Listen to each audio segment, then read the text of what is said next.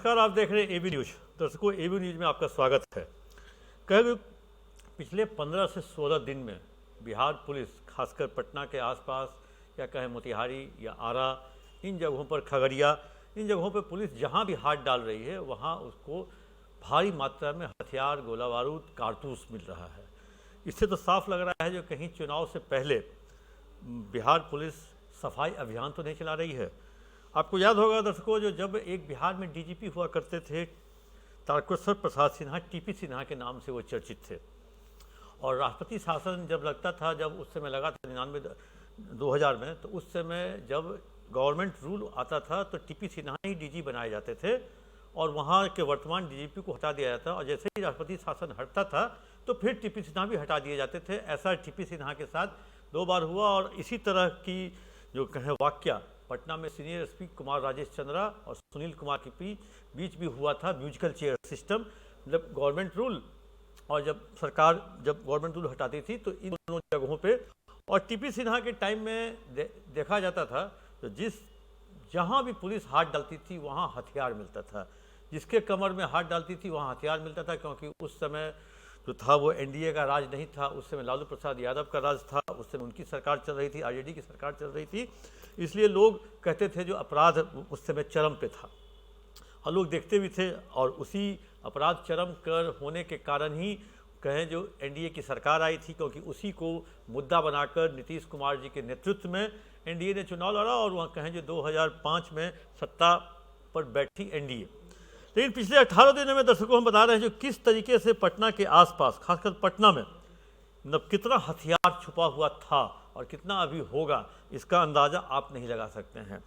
पहली बरामदगी मनेर में 24 अगस्त को होती है।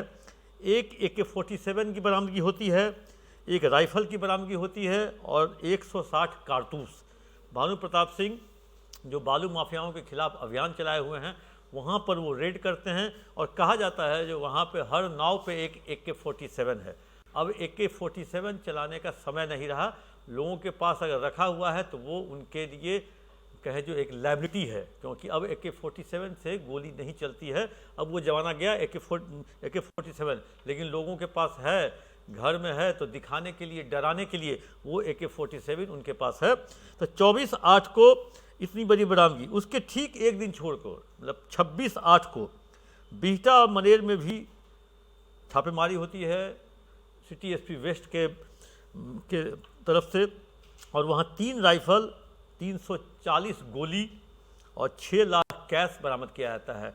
कहा जा रहा है पुलिस के तफ्तीश में जो पुलिस पहुंचने में थोड़ी देर कर दी, क्योंकि ये आर्म्स सप्लायर के यहाँ रेड था। एक आर्म्स सप्लाई करके ये पैसे जुटाए गए थे, 6 लाख रुपया कैश। अब अगस्त वहीं ख़त्म हो गया। उसके बाद 26 अगस्त को ही कहें जो 1 कट्टा, 9 कारतूस और 1 राइफल की बरामदगी में होती है। मतलब 26 तारीख को दानापुर मनेर में कहें 2 बरामदगी होती है।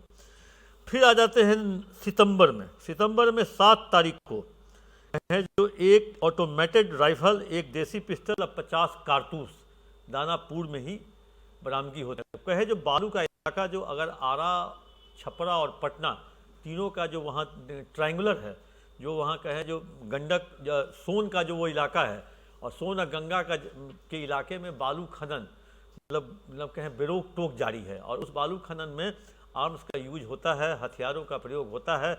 हथियार के बल पर, हथियार के भय पर वहाँ पे बालू का खनन भी होता है, रंगदारी भी होती है, प्रति नाव वहाँ पे वसूली भी होती है, और इसको लेकर के कहा जाता है कि काफ़ी भारी मात्रा में वहाँ हथियार मौजूद है। पुलिस के पास सूचना 11 AK-47 की है। आज एक और AK-47 बरामद हुआ है, उसकी भी हम चर्चा करेंगे कि कहाँ बरामद हुआ है, कैसे बरामद हुआ है। एक तो 24/8 को मिला, 7/9 को ही 1 देसी पिस्टल, 49 का सेमी ऑटोमेटिक राइफल मिलता है। मतलब 7 तारीख को ही लगभग 100 कारतूस, 26 तारीख को 350 कारतूस, 24 तारीख को 160 कारतूस।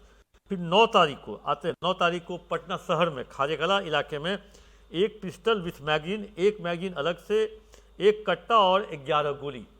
मतलब कहें 9 तारीख को पटना शहर में, मतलब कहें जो एक तरह से हथियार के जखीरा रोज बरामद हो रहा है। अभी भी शायद एक प्रेस कॉन्फ्रेंस पटना में चल रहा है जब हम ये न्यूज़ पढ़ रहे हैं तो हो सकता है उसमें भी हथियार बरामदगी की ही सूचना रही हो। कल देर शाम मोतिहारी में कहें बहुत बड़ी कार्रवाई हुई, बहुत भारी मात्रा में हथियार मिला।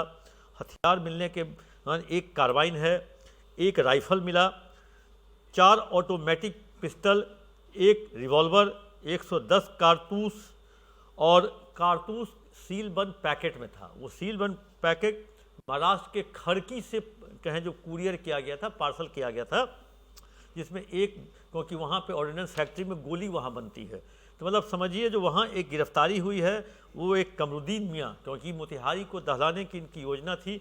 लोग कहते हैं जो यूपी में अतीक अहमद थे और बिहार में कमरुद्दीन अपने आप को वहाँ बनाने की कोशिश कर रहे थे। और 7 लग्जरियस गाड़ी जिसमें पजेरो, थार, फॉर्चूनर, स्कॉर्पियो जैसी गाड़ियाँ मिली है। वो गाड़ियाँ भी आपको स्क्रीन पर दिखाएंगे किस तरह एक बड़े से दलान में वो गाड़ी आपको लगी हुई है। और इस कमरुद्दीन में यहाँ पर 22 केस, और ये मुंबई बेस है, बिहार में इनका धंधा है, बिहार में आर्म्स लेके आते हैं और लोगों को दिखाते हैं। अब आरा में देर शाम कहें एसटीएफ ने रेड किया, एक AK-47, 7 छोटे हथियार, 76 कारतूस और यहाँ से बरामद हुआ। लेकिन आरा में पुलिस की तफ्तीश जो है वो कह रही है जो जिस व्यक्ति के यहाँ से ये बरामद हुआ है उसका कोई आपराधिक इतिहास नहीं है, वो छोटा मोटा मारपीट के चक्कर में। अब पुलिस तफ्तीश कर रही है तो या तो ये किसी का कस्टोडियन है, किसी ने इसके यहाँ हथियार छुपाया था, या किसी को कोई इसको माध्यम यूज कर रहा था, एक ने दिया इनको और इसको कहीं बी तक पहुँचाना था। तो ये काम में पंकज की तलाश की जा रही है, पंकज की पर तफ्तीश हो रही है, उसके कॉल डिटेल्स निकाले जा रहे हैं, सीडीआर वाले हैं। तो एक तरह से कहें जो अभी हथियार पुलिस की कहें जो एक तरह से बरामदगी में, जो पुलिस की बरामदगी में अभी टॉप पर आपको हथियार चल रहा है। खगड़िया हाल के दिनों में बरामद हुआ है, पटना, खगड़िया, आरा, मोतिहारी, इन सब जगहों पर जहां भी पुलिस हाथ डाल रही है वहां हथियार मिल रहा है। ये एक चुनाव से पहले कि एहतियातन अगर कदम कहें तो गलत नहीं होगा, क्योंकि जिस तरह से डीजीपी के नेतृत्व में, या कहें जो डीजीपी सारे लोगों को अलर्ट मोड पर रखते हैं हर, और डीजीपी सबसे महत्वपूर्ण बात क्या है, DGP website, social media, Facebook, Instagram को मतलब फॉलो करते हैं, वॉच करते हैं, और उस पर जो भी मीडिया हाउस के द्वारा या जिसकी द्वारा भी अगर कुछ भी खबर और कुछ इस तरह की रील्स या हथियार फैलाने वाला या कहें जो हथियार को लहराने वाला रील्स या इस तरह की खबरें जब आती है वो तुरंत उस चीज़ को फॉरवर्ड करते हैं तत्कालिक उस संबंधित जिला के एसपी को। इसलिए पटेल भवन के आला अधिकारी भी इस पर नज़र रखते हैं।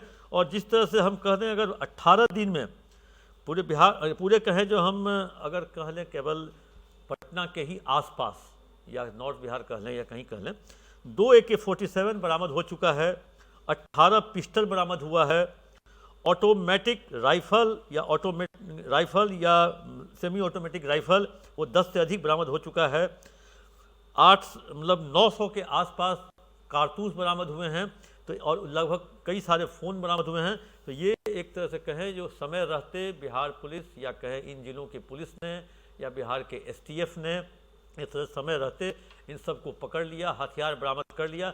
अब समझिए जितना हथियार बरामद हुआ, दर्शकों मैंने जो बताया आपको, ये अगर हथियार का उपयोग अगर हो जाता तो फिर क्या हो सकता था, क्योंकि आने वाले अगले महीने में बिहार चुनाव है और चुनाव में इस तरह के हथियारों का प्रयोग दुरुपयोग के लिए होता है, प्रयोग नहीं होता है, दुरुपयोग होता है। और दुरुपयोग अगर हो जाता तो कहें जो कई सारे वीवीआई, क्योंकि पूरे देश में एक ही जगह पे चुनाव है और एनडीए का भी हो या इंडिया गठबंधन का हो, सारे वीवीआईपी का मूवमेंट बिहार में होना है। अब ऐसी स्थिति में इन सारे हथियारों का अगर प्रदर्शन या प्रयोग अगर हो जाता तो क्या होता। ठीक है, बिहार पुलिस ने समय रहते इसको पकड़ लिया, लेकिन जो बिहार पुलिस का ये अभियान है वो लगातार जारी है। आपको जैसे जैसे अपडेट होगा दर्शकों हम आप तक इन चीज़ों को पहुंचाते रहेंगे, क्योंकि हम पुलिस पर जो कार्रवाई होती है वो भी पहुंचाते हैं, पुलिस जो अच्छा काम करती है वो भी पहुंचाते हैं, पुलिस की बुराई होती है वो भी पहुंचाते हैं, कार्रवाई ही नहीं कही, पुलिस की बुराई भी होती है वो भी पहुंचाते हैं, और कुछ गॉसिप आइटम भी आप तक पहुंचाते हैं जो आखिर चर्चा क्या है, क्या होने वाला है, क्या हो सकता है, मतलब इन सब चीज़ों को लेकर के हम आप तक पहुँचते हैं। और अब तो जनता दरबार के भी कार्रवाई को लेकर के हम आप तक पहुँचने लगे। जो भी कुछ अपडेट होगा बिहार पुलिस का, पटेल भवन का, उन सबके साथ आप तक फिर हम आएंगे। तब तक के लिए इजाज़त। आप अपना कमेंट बॉक्स